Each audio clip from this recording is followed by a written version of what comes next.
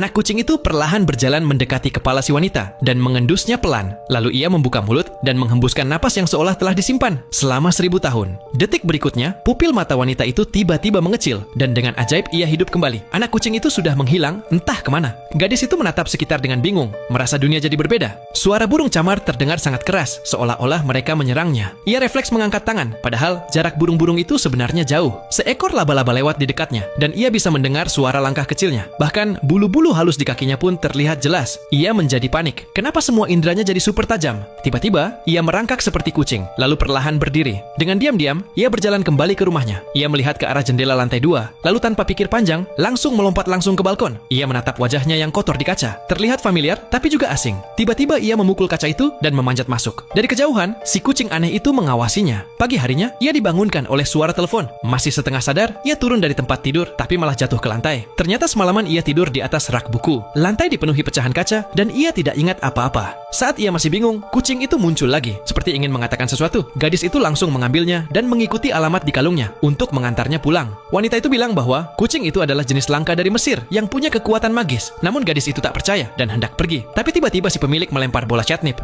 Refleks, ia menangkap bola itu dan mencium-ciumnya seperti kecanduan. Ia baru sadar setelah bola itu diambil kembali. Sejak pulang ke rumah, kelakuannya makin aneh. Ia melahap banyak makanan kucing seakan sangat lapar. Saat menelepon, ia tidak bisa diam, terus bergerak seperti punya tenaga tak terhingga. Malamnya, suara pesta bising dari rumah seberang kembali terdengar. Kalau dulu ia diam saja, kali ini tidak dan langsung menghampiri. Saat mereka mengusirnya dengan kasar, ia menjadi sangat marah. Ia tendang pintu hingga terbuka, lompat ke meja, ambil selang bir, dan semprotkan ke speaker sampai mati. Lalu ia lompat ke arah salah satu orang dan berteriak. Dengar itu, namanya ketenangan. Setelah merasakan kebebasan sejati, ia tak bisa berhenti. Ia ambil gunting dan potong rambutnya jadi bentuk bob. Ia pakai lipstik merah menyala, eyeliner tebal, dan pakaian ketat dari kulit. Ia berubah jadi si kucing liar seksi dan melangkah keluar rumah dengan percaya diri. Ia ambil motor berat milik tetangga, menyalakan mesin, dan melaju kencang. Angin terasa luar biasa. Saat melintas di depan toko, sebuah kalung menarik perhatiannya. Ia berhenti untuk melihatnya dari dekat, namun ia malah melihat pencuri sedang membobol etalase. Ia pun tersenyum licik. Para pencuri belum sadar bahaya akan datang, tetap mencuri dengan tenang. Saat mereka melihat wanita itu, mereka langsung ambil senjata dan menembak secara membabi buta ke arahnya. Tapi, refleks kucingnya jauh lebih cepat daripada manusia. Dalam sekejap, ia sudah menghilang dari hadapan mereka. Lalu, ia muncul dari samping dan menendang 2 pencuri sekaligus. Satu pencuri lain muncul, tapi ia melompat dengan lincah, menghindari semua halangan. Saat pencuri itu masih bingung, ia melompat dan menggunakan tubuh pencuri itu sebagai skateboard. Dan hanya dalam hitungan detik, semua penjahat pun tumbang. Keesokan paginya, tempat tidurnya penuh dengan perhiasan mahal.